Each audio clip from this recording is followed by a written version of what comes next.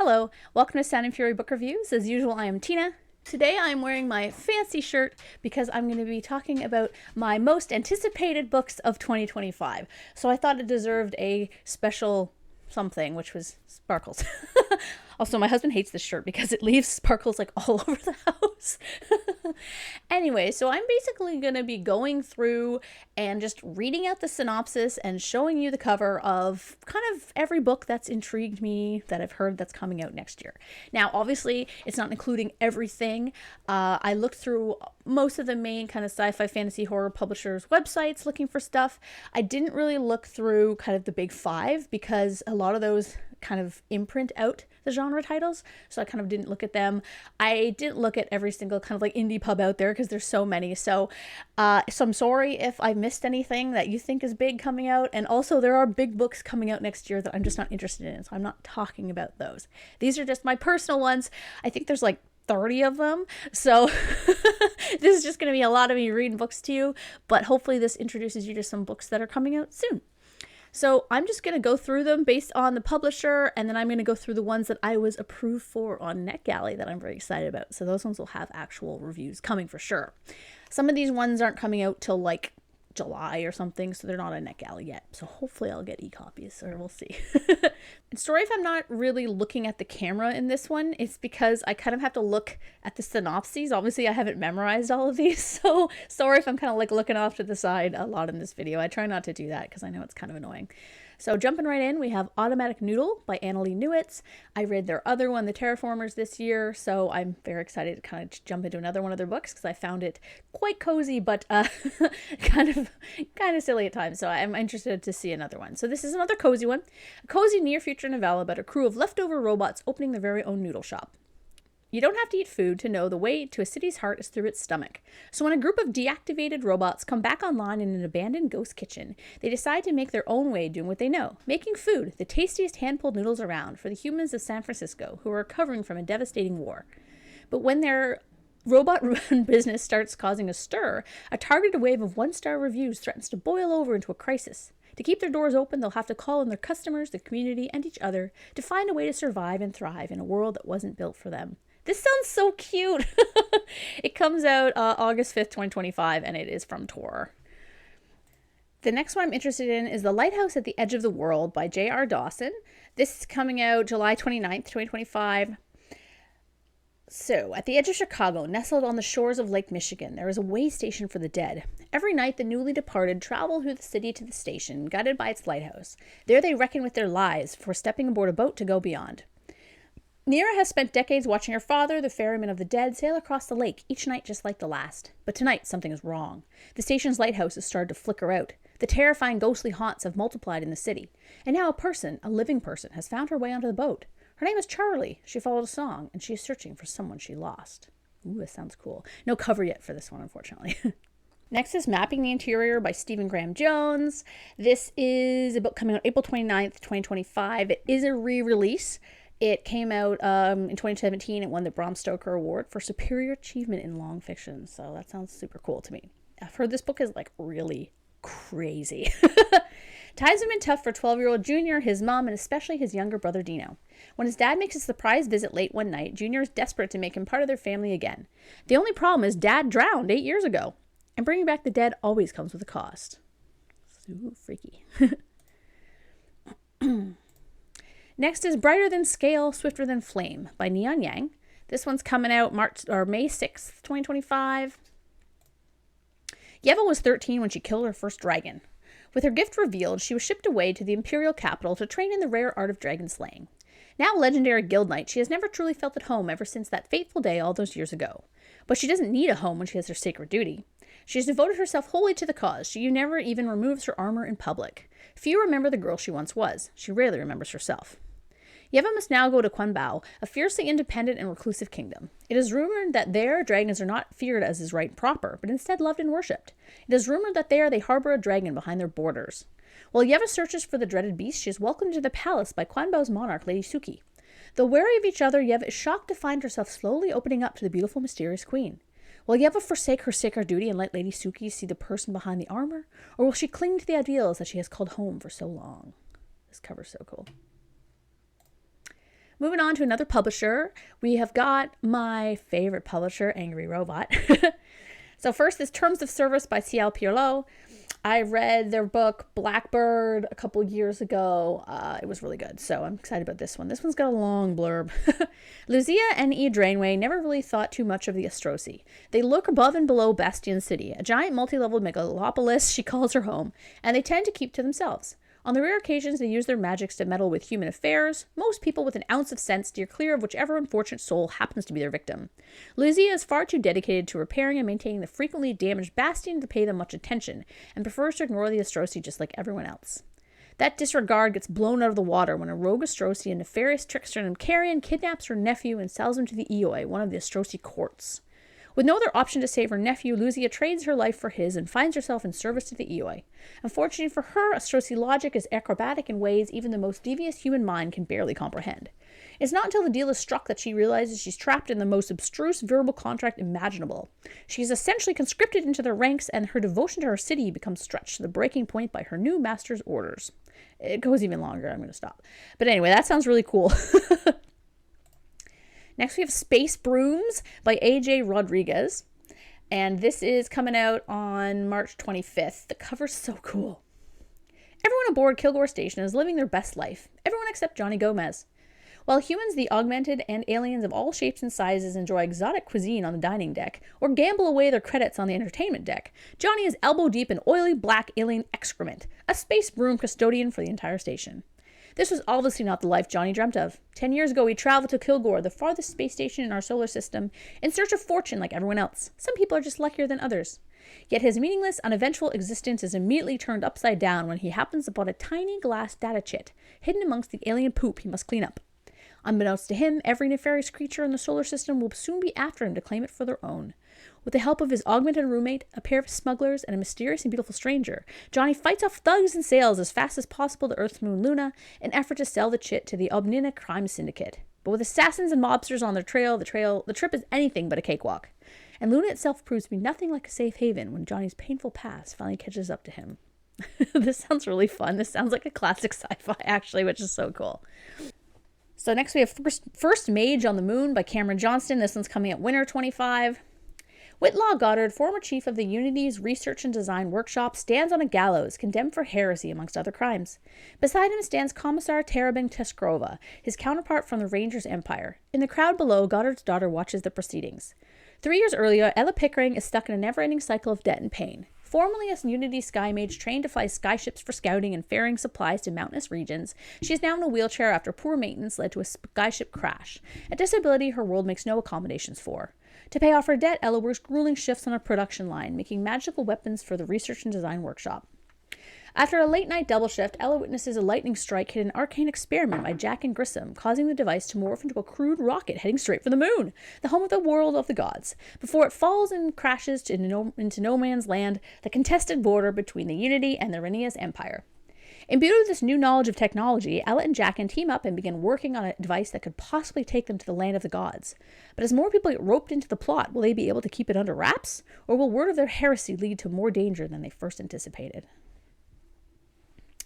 Next is The Village at the Edge of Noon by Daria Babileva, translated by Ileona Yespin Chavase. I am sorry.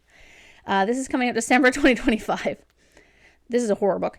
The residents of a village wake up to discover that the road out to the motorway has disappeared without a trace, and the usual paths into the woods somehow lead back into the village. And the woods? Overnight, their weedy and rubbish-strewn copse has become a dark and overgrown forest inhabited by something mysterious and unfriendly. Anyone who makes it into the trees either vanishes into thin air or returns not quite themselves. And of course, the internet, radio, and TV have stopped working, and the weather never changes. And time seems to loop seamlessly from one crop of apples and cabbages into the next. There are strange noises and strange visitations. The villagers are plagued by odd thoughts and desires, and quiet but pervasive voices call from the river. Objects mutate, phones and radios emit strange mutterings, people disappear. What begins as a one-sided manifestation of the weird becomes weirder still as the villagers split into factions and odd alliances with the new neighbors are formed. Meanwhile, the force looms closer every day. Is Katya, a solitary young woman, the only one beginning to glimpse what is going on? We'll have to see. Next, we have The Haunting of William Thorne by Ben Alderson. This is coming out in autumn 25. William Thorne has his whole life planned out until he discovers his long-term boyfriend Archie in bed with another man. Distraught, William kicks him out of their home, where tragedy strikes when Archie is killed instantly in a car accident. Did he deserve it? Riddled with guilt, William is shocked to learn that he's inherited a manor in the quaint village of Stonewall, left to him in Archie's will. He leaves the city with plans to make a new start for himself, but is shocked by the rundown state of the manor and the unwelcoming villagers who want him gone. His only ally is Edward, a seemingly friendly local with secrets of his own. What's going to happen there?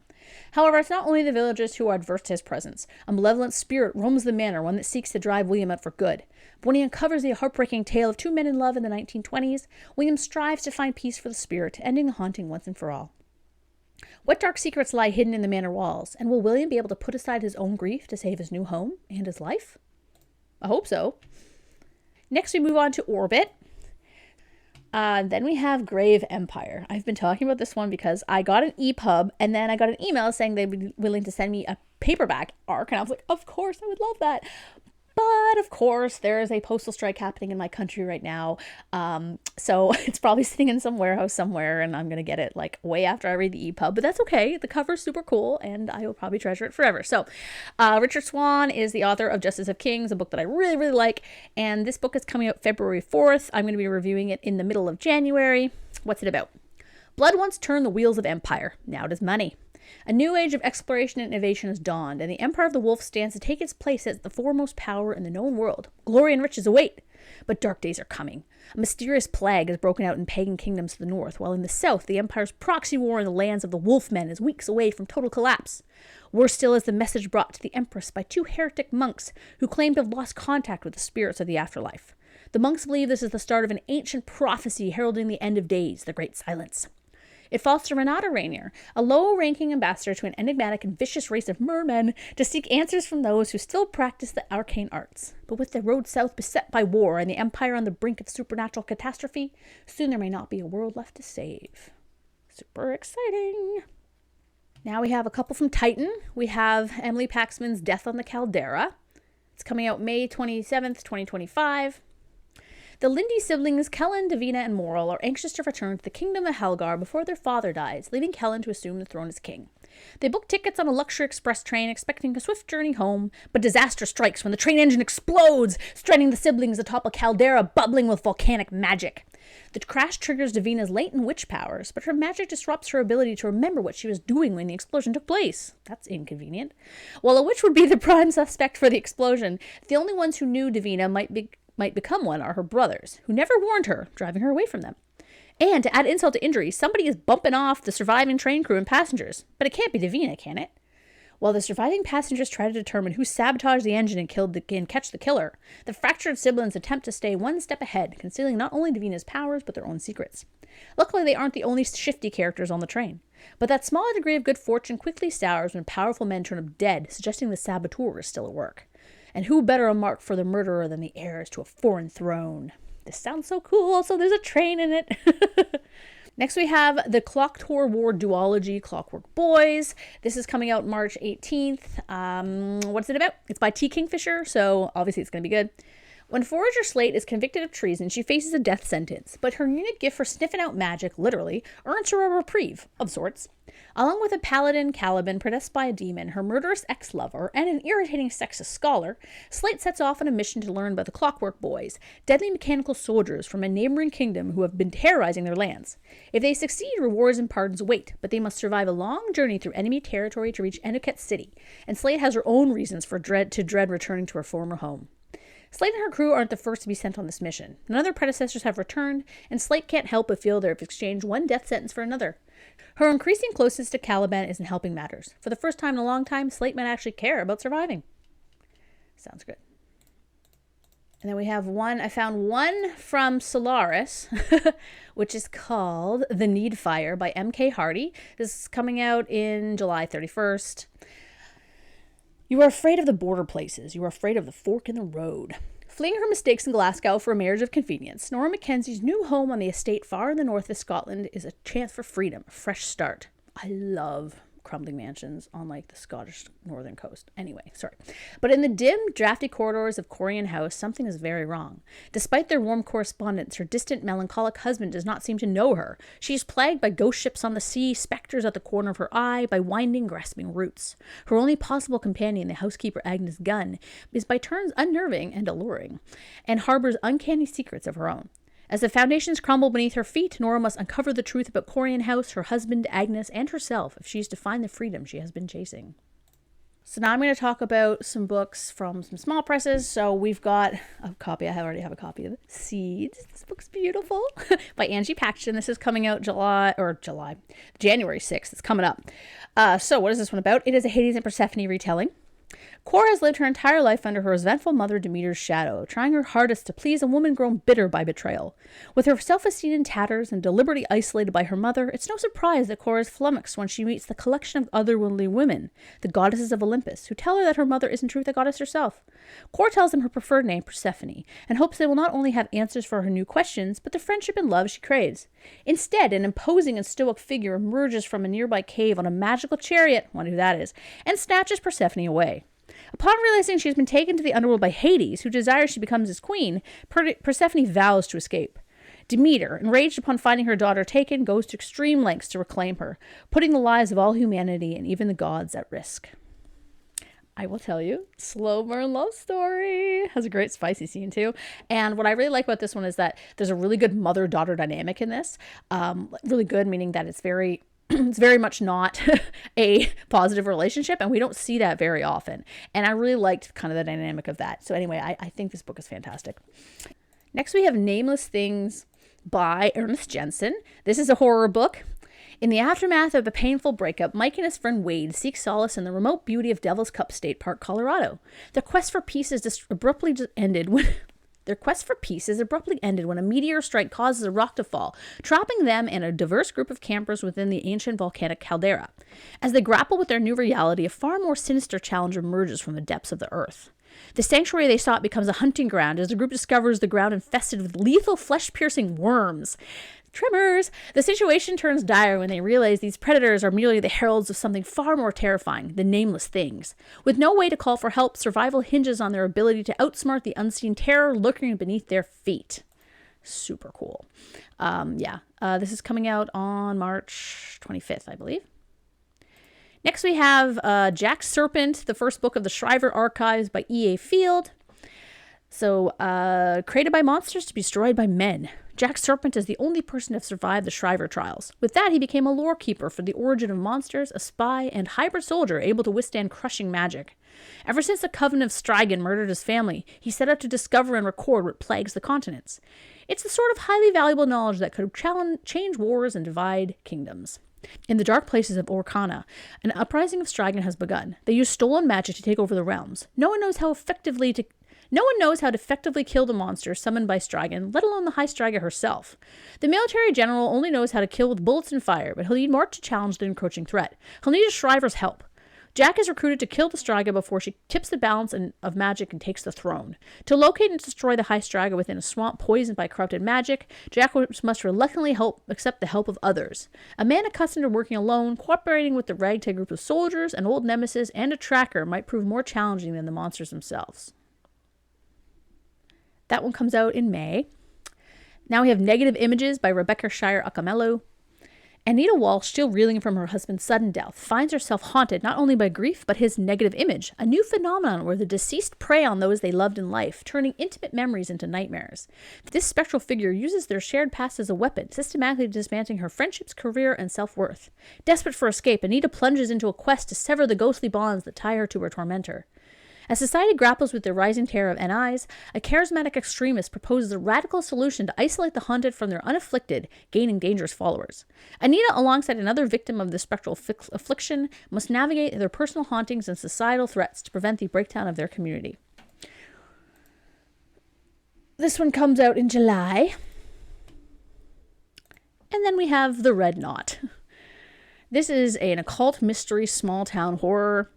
On a tiny, isolated island off the southern Alaskan coast, 3 girls have vanished without a trace, and Audra's close friend, the island's therapist, has been found murdered.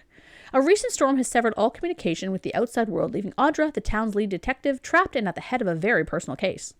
Her lead suspect, Valerie, the daughter of a notorious cult leader and the town's outcast, was discovered blood-covered and dazed at the crime scene. Valerie's memory is a gaping void, a dark well hiding traumatic secrets, including the truth about the teenage kidnappings that haunt the island.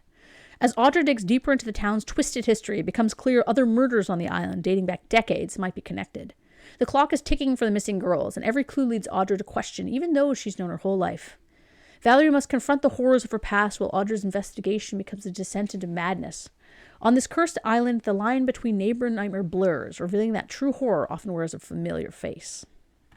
And we have The Haunting at Morsley Manor. World-famous paranormal investigator Eric Thompson's career took a nosedive after a particularly gruesome case which left most of his camera crew dead. His partner and best friend also abandoned Eric, leaving him floundering. He's soon approached by a mysterious woman who has purchased the supposedly haunted but previously off-limits of paranormal sleuths, Morsley Manor. To drum up the publicity about the house, she hires Eric to perform and host a paranormal investigation on the premises. As he ventures over to England to uncover the darkness bleeding through the veins of Morsley, horrors begin to spring from every corner, and Eric soon begins to realize that not all is what it seems. I love the cover of this one. I just love it. I got declined for The Devils by Joe Abercrombie. I was expecting to be declined for this one because I have not a big following, and I'm assuming they were giving copies of this one to people with 20,000 subscribers. But anyway, holy work sometimes requires unholy deeds. Brother Diaz has been summoned to the sacred city, where he's certain a commendation and a grand holy assignment awaits him. But his new flock is made of unrepentant murderers, practitioners of ghastly magic, and outright monsters. The mission he is tasked with will require bloody measures from all of them in order to achieve his righteous ends. Evil lurks at our borders and hunger for our flesh, while greedy princes care for nothing but their own ambitions and comfort. With a hellish journey before him, it's a good thing Brother Diaz has the devils on his side. This sounds awesome. I'm probably just gonna get a copy of this one for sure when it comes out. Maybe I'll do an audiobook of it. It sounds great. Then we have 8114, I don't know. I'm going to call it 8114 by Joshua Hall. This is from Clash Books. It's coming out August 26, 2025. This is a horror. After returning to his hometown, Paul, the beleaguered host of a small-time podcast, discovers a longtime friend committed suicide in the dilapidated ruins of Paul's childhood home. Desperate to find answers, Paul interviews friends and locals, hoping to find closure. He finds himself in a chilling downward spiral of his memories and the land he grew up on. Has his past caught up with him, or is there something far more sinister at play? Sounds interesting. Another one by Clash, apparently they don't like me, called Black Brain by Michael Sisko. This sounds cool too. It's coming out in July. A man lying in a bed of pain flees from physical torment into his own memories and into speculations about life and reality. He was once employed by the Temporary Institute for the Study of Holes, a think tank pursuing research that ranges from occult studies to advanced physics, including black holes, or as they are known in string theory, black brains. He meets and interacts with the various members of the institute. Its founder, Dr. Marilyn Shatansky, a formerly homeless woman who claims to have a thinking hole in her brain, its resident occultist, the chain-smoking Daladera with his magical abacus, Ernie Algray, the engineer who designed and built a decoherence reactor to power the institute, Dr. Liu, the string theorist, the linguist Dr. Cornholm, who can't sit still, and Dr. Shatansky's secretary, Ren Wei, who seems to carry a mystery with her wherever she goes. In memory, the speaker finds them again, in a story of physical and emotional pain, of social and quantum entanglement that turns comic, speculative, and nightmarish. Yeah, this sounds cool. I'm sad they didn't approve me for it, but maybe I'll just buy it. And I was not approved for The Buffalo Hunter by Stephen Graham Jones. That's okay. What's it about? Etsy Bucharn is an academic who needs to get published. So in a journal written in 1912 by Arthur Buchrane, a Lutheran pastor, and her grandfather is discovered within a wall during renovations, she sees her chance. She can uncover the lost secrets of her family and get tenure. As she researches, she comes to learn of her grandfather and a Blackfeet called Good Stab, who came to Arthur to share the story of his extraordinary life. The journals detail a slow massacre, a chain of events charting the history of Montana state as it formed. A cycle of violence that leads all the way back to the 2017 Blackfeet murdered in the snow. A blood-soaked and unflinching saga of violence of colonial America, a revenge story like no other, and the chilling reinvention of vampire lore from the master of horror. Yeah, this sounds super cool. I'm sad that I did not get an approved for it, but that's okay. It's okay, Titan, I guess. I have 2 books that are pending requests. I don't know if they're going to approve me for these. One is called The Country Under Heaven by Frederick S. Durbin. This is coming out May 13th. The cover is hilarious. Set in the 1880s, the story follows Ovid Vesper, a former Union soldier who has been having enigmatic visions after surviving one of the Civil War's most gruesome battles, the Battle of Antietam, I don't know. As he travels across the country following these visions, he finds himself in a stranger and increasingly more dangerous encounters with other worlds hidden in the spaces of his own, not to mention the dangers of the Wild West. Ovid brings his steady calm and compassion as he helps the people of a broken country, rapidly changing, but like himself, still reeling and wounded from the war. He assists with matters of all sorts, from odd jobs around the house to guiding children back to their own universe, to hunting down unnatural creatures that stalk the night, all the while seeking his own personal resolution and peace from his visions. I like a good Western, and especially when it's like mixed with like a sci-fi. So this is called On the Calculation of Volume by Solveig Ball. This is coming out April 10th. This is a literary fiction, but I'm going to talk about it because it seems kind of weird. Tara Selter has slipped out of time. Every morning, she wakes up to the 18th of November. She no longer expects to wake up to the 19th of November, and she no longer remembers the 17th of November as if it were yesterday. She comes to know the shape of the day like the back of her hand. The gray morning light in Paris Hotel. The moment a blackbird breaks into song. Her husband's surprise at seeing her return home unannounced. But for everyone around her, the day is lived for the first and only time. They do not remember the other 18th of November, and they do not believe her when she tries to explain. As Tara approaches her 365th 18th of November, she can't shake the feeling that somewhere underneath the surface of this day, there's a way to escape. Okay, so it's Groundhog Day, essentially. There's another Groundhog Day book coming out that I know of called 300 New Year's Eves, which is like a romance. But I'm really interested in this one. It sounds cool. I'm not super into the movie Groundhog Day, but I always like the concept of the idea of like repeating a day. You know what I would do? I would, because you can remember the page number, I'd go to a bookstore or library, I'd get a book, I'd start reading it, I'd go to a cafe, I'd spend a ton of money on my food. I would just like read all the time, because if the book goes back to the store overnight when you wake up the next day, you can just go back to that store, buy it again. If you remember the page number, say you're on 350, you're like, okay, I don't know, it sounds kind of great. And now all the books that I have been approved for that are on my shelf that I'm going to be reading for 2025. So we're starting with Ham and Jam Luck by Makana Yamamoto. This book is coming out January 14th. I'm going to be reviewing this as my first review of the year, so I'm going to be reviewing it January 3rd or 2nd, whenever I get around to it. Eddie is done with crime. 8 years behind bars changes a person, costs them too much time with too many people who need them most. And it's all Angel's fault. She sold Eddie out in what could have been the greatest moment of their lives. Instead, Eddie was shipped off to the icy prison planet, spinning far below the soaring sky bridges and neon catacombs of the Kelper space station, of home, to spend the best part of a decade alone. But then a chance for early parole appears out of nowhere, and Eddie steps into the pallid sunlight to find none other than Angel waiting, and she has an offer. One last job, one last deal, one last target. The trillionaire tech god they failed to bring down last time. There's just one thing Eddie needs to do, trust Angel again, which also happens to be the last thing Eddie wants to do. What could possibly go all ham-a-jang about this plan? I don't know what ham-a-jang means, but I'll probably look it up. This sounds really fun. Next we have Direct Descendant by Tanya Huff. I love Tanya Huff. I've talked about her on my channel all the time. She writes the sci-fi military one that I just love. Anyway, so this one seems kind of cozy. It's set in Toronto, which is fun because I live near there.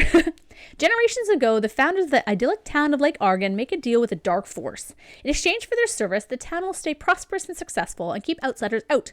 And for generations, it's worked out great, until a visitor goes missing and his wealthy family sends a private investigator to find him, and everything abruptly goes sideways. Now, Cassidy Pruitt, town baker and part-time servant of the Dark Force, it's a family business, has to contend with a rising army of darkness, a very frustrated town, and a very cute PI, who she might just be falling for, and who might just be falling for her. And if they can survive their own hometown apocalypse, they might even find happiness together. Queer, cozy, and with a touch of eldritch horror mixed in for fun, this is a charming love story about a small-town baker, a quick-witted PI, and yes, an ancient evil. This sounds amazing. This sounds so cute. So it is a romance, I guess, but I mean, it's a cozy sci-fi romance. I'm totally into this. And also, I love Tanya Huff. I love her humor. I love her character, so I have really high hopes for this one. Next, we have Idle Fire by Grace Curtis. I've read a couple of her books already. This one looks super fun. On one side of the world, Alia Anya Ulai is desperate for a chance. Her family have written her off as a mistake, but she's determined to prove every last one of them wrong. On the other, Kirby of Wall's End is searching for redemption. An ancient curse tore her life apart, but to fix it, she'll have to leave everything behind. Fate sets them both on a path to Nivelia, a city once poised to conquer the world with the power of 1,000 stolen gods. Now the gates are closed and the old magic slumbers, dead or waiting for a spark to light it anew. So this is a sci-fi fantasy road trip, apparently slow burn romance. Ooh. I really liked The Floating Hotel. I liked it a lot. I didn't love it. And then same thing with Frontier. I really liked it. I didn't like super love it. So I'm hoping like third time's the charm with Grace here. Now we have Audition by Pip Adam. This is coming out June 10th. The spaceship Audition is hurtling through the cosmos towards the event horizon. Squashed immobile in its largest room are three giants, Alba, Stanley, and Drew. If they talk, the spaceship keeps moving. If they are silent, they resume growing. So they talk, and as they do, Alba, Stanley, and Drew recover their shared memory of what has been done to their former selves, experiences of imprisonment, violence, and misrecognition, of disempowerment and underprivilege. Part sci-fi, part social realism, Audition asks what happens when systems of power decide someone takes up too much room, and about how we live with each other's cruelties, imagine new forms of justice, and transcend the bodies and selves we are given. Then we have Esperance by Adam Oyebanji. This is a book coming out May 20th. Detective Ethan Kroll is on the 20th floor of a Chicago apartment building. A father and son have been found dead, their lungs full of seawater hundreds of miles from the ocean. Abidemi Eniola has arrived in Bristol, England. She claims to be Nigerian, but her accent is wrong, and she can do remarkable things with technology, things that Abby's new friend, Holly Rogers, has never seen before. Abby's in possession of a number of heirlooms that need to be returned to their rightful owners, and Holly is more than happy to go along for the ride. But neither Abidemi Eniola or her heirlooms are quite what they seem. Abidemi is a target of Ethan Kroll's investigations, and Holly's life is about to become far more uncomfortable than she bargained for. This sounds cool. I like the bug. The Desert Talon by Karen Lawachi. As you know, I loved The Mountain Crown. This is book 2 of that series, I guess. I'm very exciting. You know what? I'm not going to read what this is about because it might be spoilers for the first book, and I really want you guys to read the first book because The Mountain Crown is fantastic. Also, I'm going to be reviewing this thing in like 2 weeks, so don't worry about it. This Princess Kills Monsters by Rai Herman. This is coming out June 17th. Someone wants to murder Princess Meliot. This is sadly normal. Meliot is sick of being ordered to go on dangerous quests by her domineering stepmother, especially since she always winds up needing to be rescued by her more magically talented stepsisters. And now she's been commanded to marry a king she's never met. When hideous spider wolves attack her on her journey to meet her husband-to-be, she's once again rescued, but this time by 12 eerily similar-looking masked huntsmen. Soon she has to contend with near-constant attempts on her life, a talking lion that sets bewildering gender tests, and a king who can't recognize his true love when she puts on a pair of trousers. And all the while, she has to fight her growing attraction to not only one of the huntsmen, but also her fiancé's extremely attractive sister. If Meliot can't unravel the mysteries and rescue herself from peril, kingdoms will fall. Worse, she could end up married to someone she doesn't love. This sounds so fun. The Last Voyage by Brian D. McLaren. It's 2056 and international oligarchs have pushed the world to the precipice of ecological, economic, and nuclear catastrophe. But 2 philanthropists have teamed up to establish a long-term colony on Mars. Could this daring outpost be the next chapter in the story of the human race? Assembling a crack team of experts, including scientists, engineers, and ecologists, the colony begins to establish a viable outpost on our nearest planet. But the team quickly runs into problems as they bear the responsibility of creating a new humanity. Can they work out what has gone wrong before it's too late? And will the passengers of the last voyage from Earth bring what's needed for this fledgling community to flourish? So this sounds super fun. It's coming out on, it's coming out July 31st. Did I already say that? I don't know. Magically, my shirt has changed. So I actually ran out of time when I was filming the first part of this video, and I realized I looked at the clock and I was like, oh my God, I have to go. I had like an appointment, so I had to run. So I have filmed the last like 6 or 7 of these books later. So let's keep going. The Bones Beneath My Skin by TJ Klune. I was so excited to get this one. It comes out February 4th, so I'll be reviewing this one in mid-January. There's nothing more human than a broken heart. In the spring of 1995, Nate Cartwright has lost everything. His parents are dead. His only brother wants nothing to do with him, and he's been fired from his job as a journalist in Washington, D.C. With nothing left to lose, he returns to his family's summer cabin outside the small mountain town of Roseland, Oregon, to try and find some sense of direction. The cabin should be empty. It's not. Inside is a man named Alex, and with him is an extraordinary 10-year-old girl who calls herself Artemis Darth Vader. Artemis, who isn't exactly as she appears. Soon it becomes clear that Nate must make a choice, let himself drown in the memories of his past, or fight for a future he never thought possible, because this girl is special, and forces are descending upon them who want nothing more than to control her. So this sounds fun. I mean, I really like his books. The one I really liked was The House in the Cerulean Sea. I actually haven't read the sequel yet. I'm like, I don't know. Was the sequel necessary? I like haven't gotten around to it yet. I'll probably just wait until it comes out on, like, at my library. And then I didn't really enjoy the one about the ghosts, like the people dying and crossing over one as much, but I have really high hopes for this one. Next, we have Blood on Her Tongue by Joanna Van Veen. This one's coming out in, where's the date gone? March 25th. So I'll be reviewing that one in March. So I'm in your blood and you are in mine. The Netherlands, 1887. Lucy's twin sister Sarah is unwell. She refuses to eat, mumbles nonsensically, and is increasingly obsessed with a centuries-old corpse recently discovered on her husband's grand estate. The doctor has diagnosed her with temporary insanity caused by fever of the brain. To protect her sister from a terrible fate in a lunatic asylum, Lucy must unravel the mysteries surrounding her sister's condition. But it's clear her twin is hiding something. Then again, Lucy is harboring secrets of her own, too. Then the worst happens. Sarah's behavior takes a turn for the strange. She becomes angry and hungry. Lucy seems to suspect that something is trying to possess her beloved sister. Or is it madness? As Sarah changes before her very eyes, Lucy must reckon with the dark monster's truth or risk losing her forever. So I really loved My Darling Dreadful Thing by the same author. That came out this year. It was one of my favorite books of the year, actually, in my top 12 for sure, because I have one per month. And so I'm really excited about this one. I hope it goes a different direction, because the other one was about kind of insanity as well in a different way. I'm assuming it's going to be a bit different. So I'm very excited for this one. Next, we have Below the Grand Hotel by Kat Scully. This is from Clash Books. They actually approved me for this. This comes out May 6th. The Great Gatsby meets Hellraiser. Mabel Rose Dixon will do anything to become a Ziegfeld girl, including picking the pockets of the wealthy NYC elite to fund her way to stardom. When she picks the wrong pocket, Mabel loses her soul to a hotel run by demons and tumbles into the world of the Grand Hotel, a place where any artist can make it big. Mabel's greatest wish to be famous is granted. Every night she performs as the starring act to a crowded theater and finds she's never without patrons. But Mabel quickly learns that losing her soul to get everything she ever wanted comes at a much steeper cost than what she bargained for. She must steal her soul back before the Grand Annual's May Eve ball or become a demon herself forever. Sounds interesting.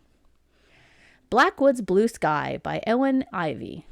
This one's coming out February 4th, so a lot of these will be reviewed in January by me.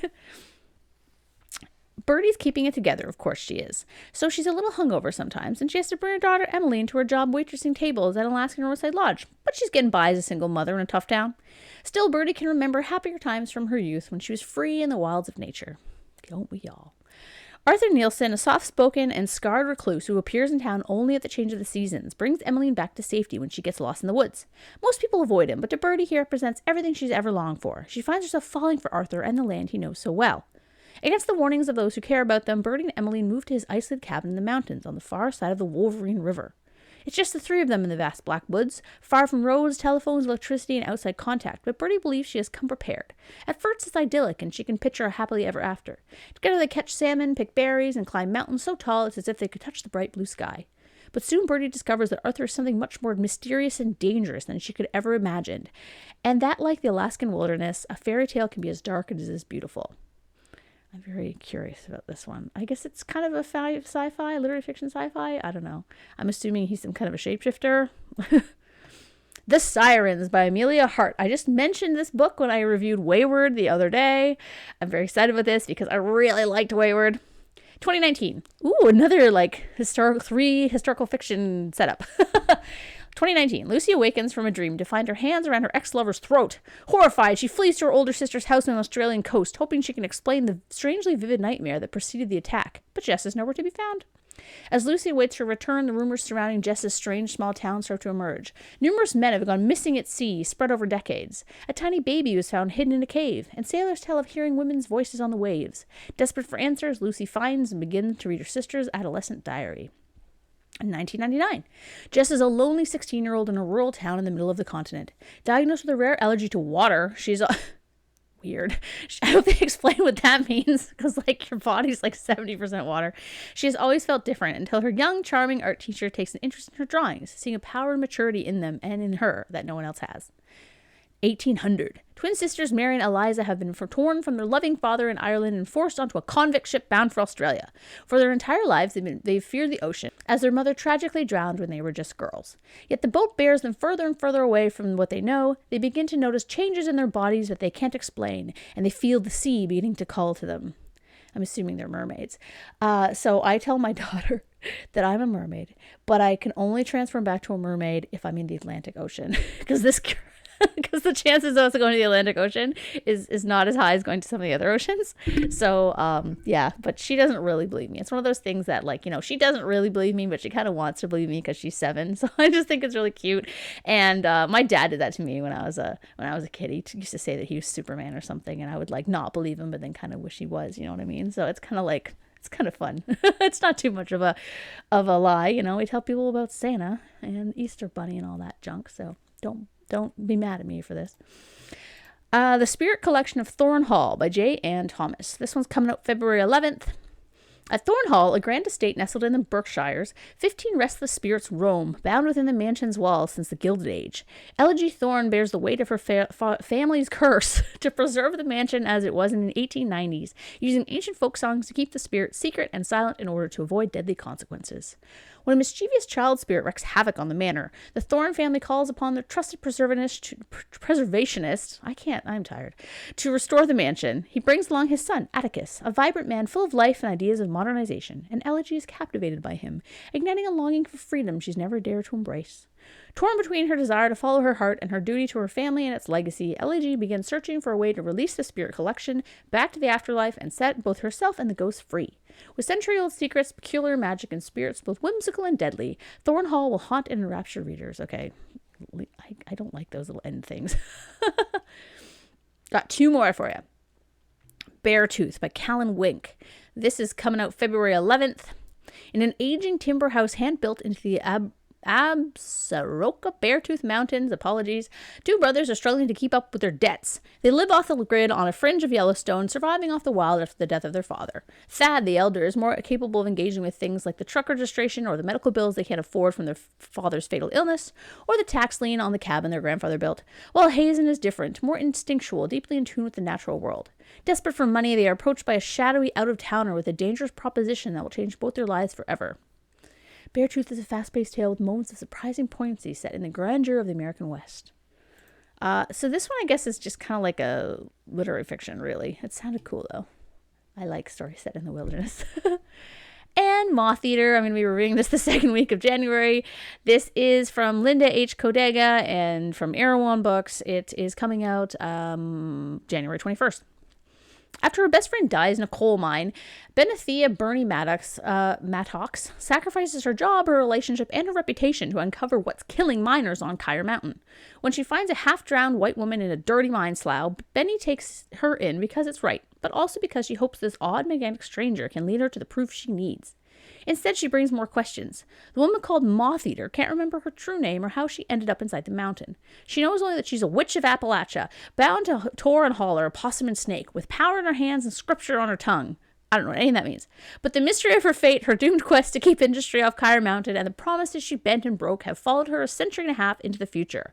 And now the choices Moth Eater and Benny make together could change the fate of the town itself. So I really liked Smother Moss, which was set in a similar location. So I'm really excited for this one. I did my wrap up in November saying that I wasn't sure what this book was when I said that I'd be reading it this month. And now I know. And I'm like, oh yeah, I forgot. This sounds awesome. So yeah. So there we go. That is the extensive list of the books that I'm looking forward to in 2025. Will I get to read all of them?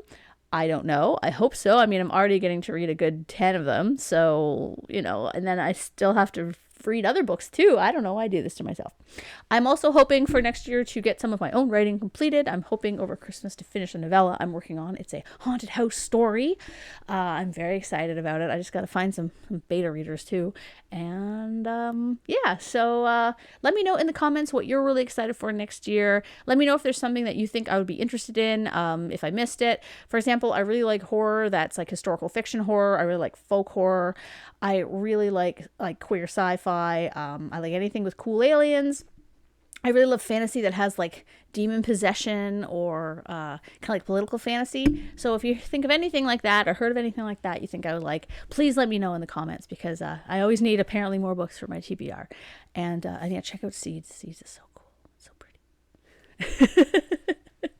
Thanks.